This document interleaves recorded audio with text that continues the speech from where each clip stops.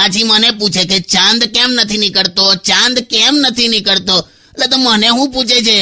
મેં કઈ ચાંદને આંગળી પકડીને ફરવા લઈ જાઉં છું? અરે પણ મારે છે ને ગરબા ફરવા જવું તું, એટલા માટે મને ઉતાવળ હતી. ચાંદ દેખાયો ને પછી કેટલું મેં ફટાફટ જમવાનું બનાવીને ભાગી હું બાપ્પા, ખબર છે? ફટાફટ વાળી એ તે ફટાફટમાં હું બનાવેલું તને ખબર છે? ખબર છે, સરગવાની સિંગ હતી અને પેલું શું કહેવાય ડ્રમસ્ટિક તમારું, તમે તો લાયેલા. નતો, એ સરગવો નતો.